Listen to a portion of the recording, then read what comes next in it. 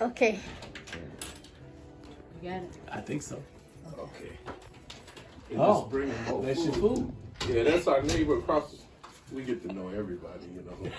You also, you know, do you which side do you all know Holly? Yeah, Is she on the left or the right right? across the street over here. Really? Okay. Yeah, Okay. you know Holly? I know Holly too. Yeah, that's She over here? Yes, I know everybody. That's the one that be making the greens and all Oh yeah, that. she can. Now she from down south now. Yeah, she be Yeah, over here. Yeah. She'll be Yeah, over here. that's my buddy. I tell her, I say when I'm getting ready to work on this car out here, make sure you watch out the door that I'm all right now. She already know Call what to do. 911 if that car falls. Okay, go ahead. All right. Okay. So, Zakia, you've been doing funerals Yes. and Primerica. Yes. Is there more? There's more. So I do funeral services, funeral and cremation services. I also do financial services. So I have a license with the state for both, for being a funeral director and embalmer, and also a financial service license. So life insurance, of course, and I'm working to gain my license for to do investments. Gotcha. I'm also I also work in higher education as well. I got my Right. You're working on your PhD? No, I'm not working on my PhD. After I found the opportunity to do financial services, I just decided to go that route, save some money and earn some money at the same time. So See, that's what I'm trying to be So smart about what those is your decisions. plan with me? I mean, now that I'm involved, because I called you out the blue. Was Out it the shocking blue. to get I my was call? like, who is this? He was like, man, I knew who you were though.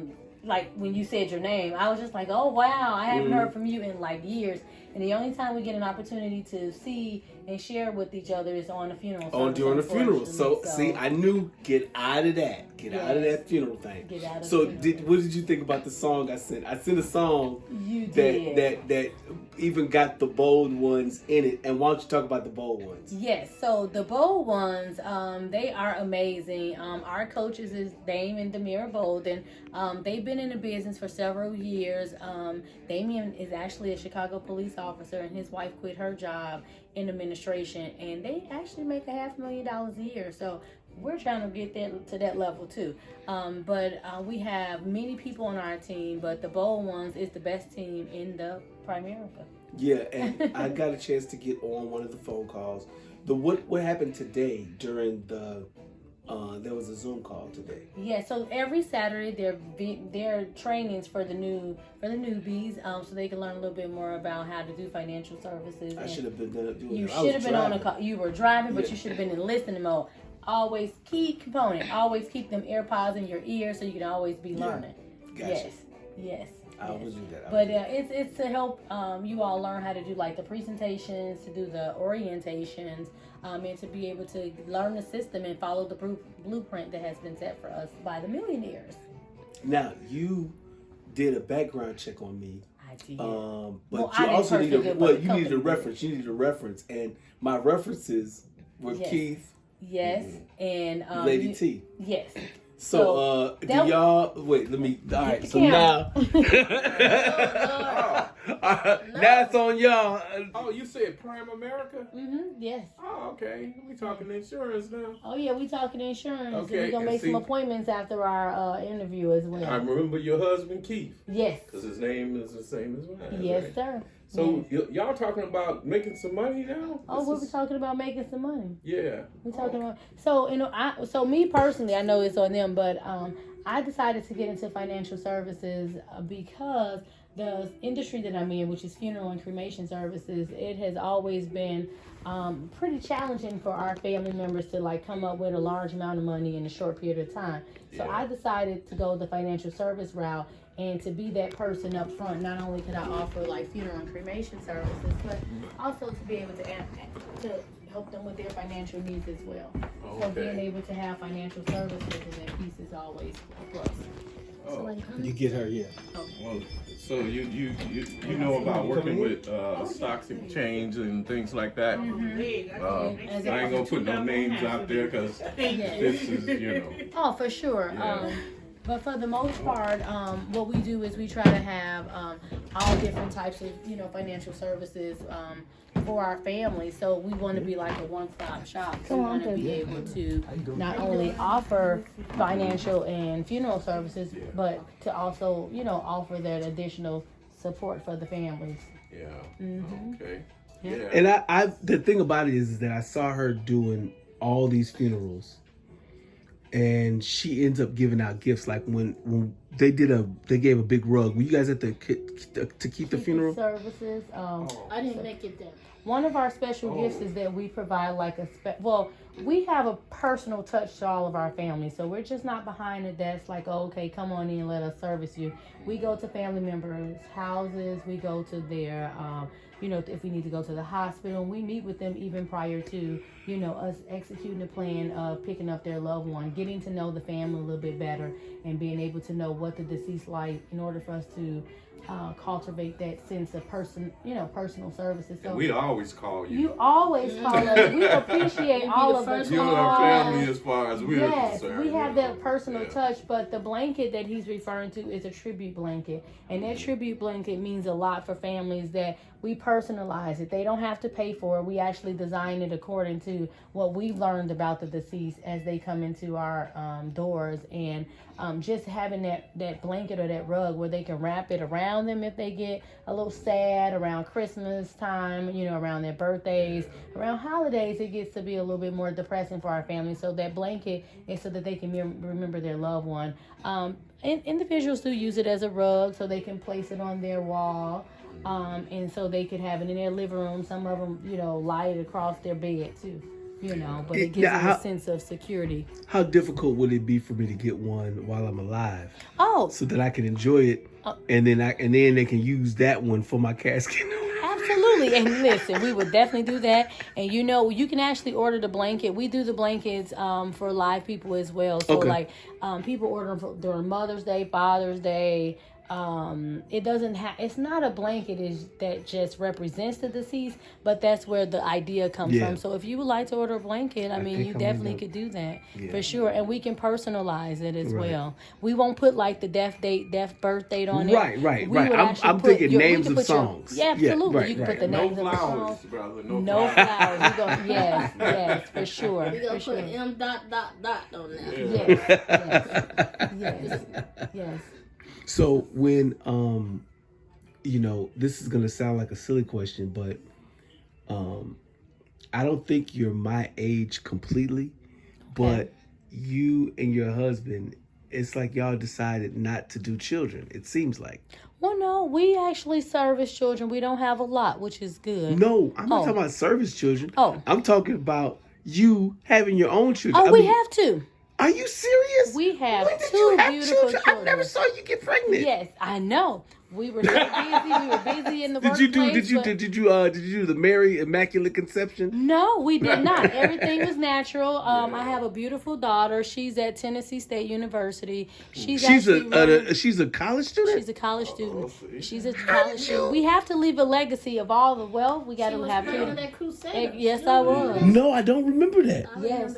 So my daughter's 20 years old, and she's an amazing daughter. She's on a lot of different leadership panels at her school. Yeah. She's running for Miss TSU this year. She's going to be the 95th Miss Tennessee State University. She will be the queen of the campus. So she also do a lot of Tiger tour guides at TSU, and she's also she's actually a part of an organization called Alpha Kappa Psi, which is a business fraternity. So she wraps herself around a lot of positivity. She have prayer services at the school where she invites the different individuals to have prayer with her, and she build these prayer boxes and show people how to get connected to God even on the campus of TSU. Good Lord. And my son is 16. He's doing amazing. He's on the basketball team. He plays for Westinghouse, but he also plays for AAU team in Oak Park called Impact. And so he is also a scholar.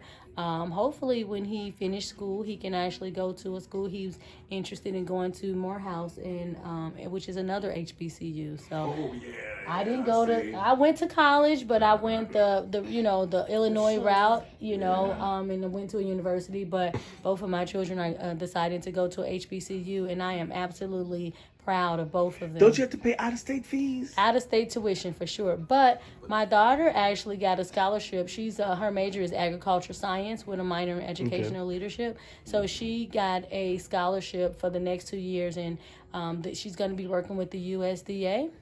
Oh, wow. And so she did get an internship with them this summer. She's going to be moving to Florida this summer to do her internship, and they offered her a 4-year contract, so she'll be 24. Her goal is to become an FBI agent, and then when she was in high school, she actually did her internship in high school with an FBI agent, so she's going to circle back. She wants to work with children and families on trying to find missing children that's out here in the various communities. Oh, that's Wow. Yeah. Fascinating. Yes. Man, I'll be honest with you.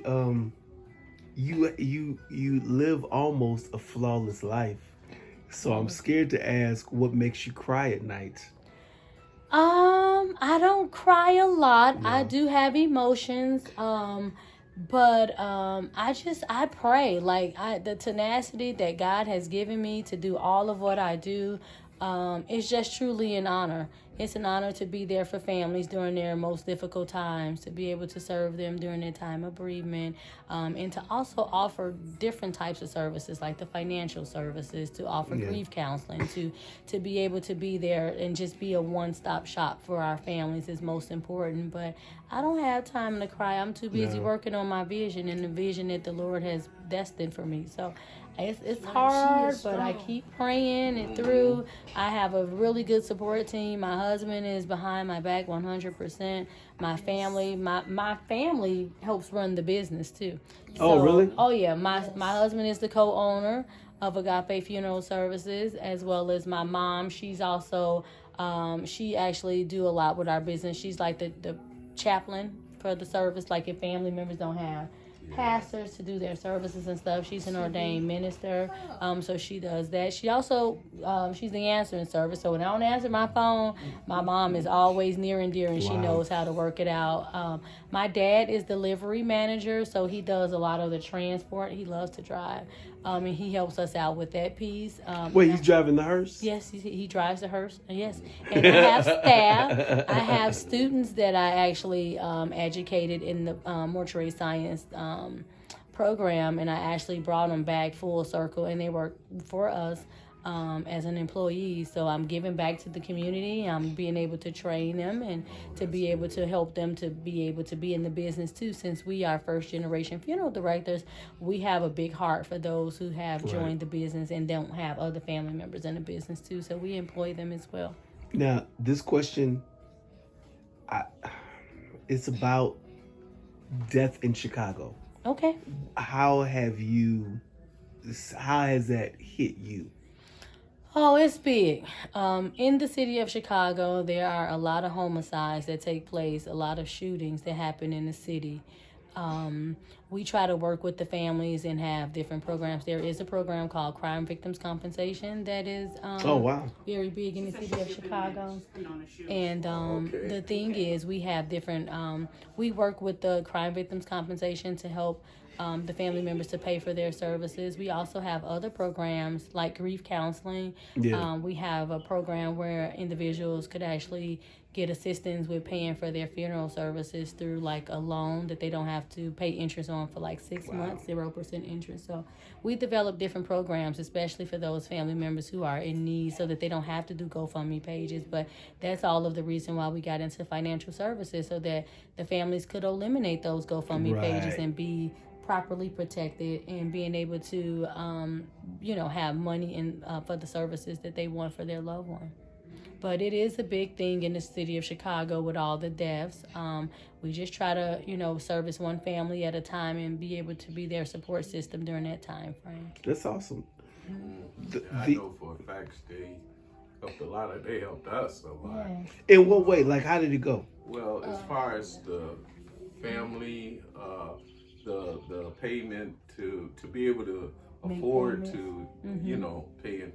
And then when you started talking about it, then your face came all the way back all to the way back. I am the family funeral director, Mr. Keith. Yeah, but you know, she ain't changed, you know. So I just said, I know she still looked like she was in her early 20s. Yeah. Yeah. See, and then I said to myself, I said, oh man, how come I not, you know? Yeah. So, but then I like what you do as far as encouraging the family, especially the youths. Yes.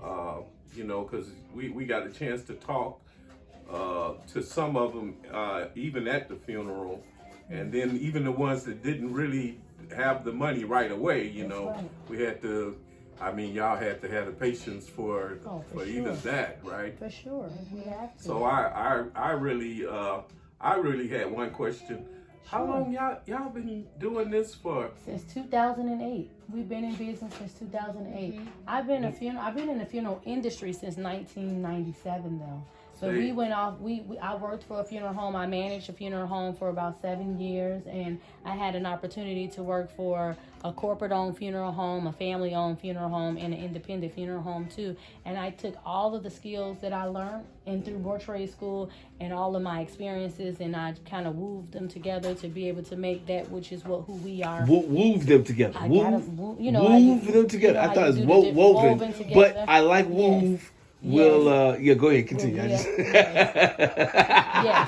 So I just really appreciate like all the different learning and experiences that I've had throughout the years, and I took all of that and said, okay, this is where I need to do. I put some stuff in my back pocket, some stuff I was like, no, I want to learn. I don't want to pick their bad habits up. So I kind of took the bad habits and was like, how can I create them to be more positive for my community? Which is better, a corporate funeral home, independent funeral home, or family funeral home? I like the family funeral home, Gotcha. like where we started out as being our own, our own entity. We get to make decisions based on the community and not just from a corporate standpoint, because corporate standpoints, they're like, oh, they're making decisions and they don't know what's going on in the community. So they're not as open to help as much as we could help out on an individual level. So you're talking about mercy. That's taking the mercy seat, so to speak. Absolutely. And in order to do that, you don't always have all the answers, but you have the faith that God is going to take care of this thing for me. Absolutely. And that's the same conversation when you're talking to a person with grief. Absolutely. Absolutely.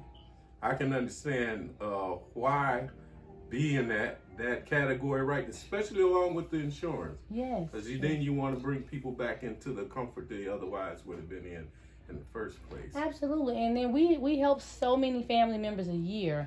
It's like, okay, if we could reach and touch the people who don't have insurance, like before it's too late. Because it's like by the time they get to me, people are like, oh, okay, yeah, he just didn't have insurance. But if it's like 20 more people that didn't have an insurance policy, we need to speak to them. We need to make sure that they could be properly prepared and not dependent on grandparents to get policies for them. Because they only on the once a month check. We already know they're on a budget. And so when I talk to a lot of the young people, I mean, you can get a really reasonable policy for cheap at age 20, 21, 22. I mean, you can get $300,000 for like $60 a month. Not that you need that much, but you can get $150,000 for like $25 a month. So that people that age are like, oh, my grandmother got a policy. But she probably was paying for that policy a whole long time, right? And we never really supposed to pay anything our whole life, not even our cars, our houses, not even for a policy. So sometimes we might be able to be the rescue for grandmother to actually keep her little money in her pocket. And because you're older now and you have a job, you can have another policy for you where the grandmother, if she decides to not pay it or it lapses, at least you have an additional plan. Joint policies, like I've seen, and then when they get old enough to just take it on themselves at a lesser rate. Yes. At a lesser rate, and it's better because the younger you are, the better amount they have. How you doing? I'm blessed. I can't complain. All right. Oh snap! We videotaping. So get ready. The one and only Phil Swimp How you doing? Phil Swint. What's up, man? Man, I've been wanting him to be my DJ for the longest time. Really? Yeah. I got his you daughter. doing? His daughter did a song with me on the album. Oh, where your wife wow. at? Oh, my foot messed up. Her foot messed Oh, up? she hurt her foot? No. Yep.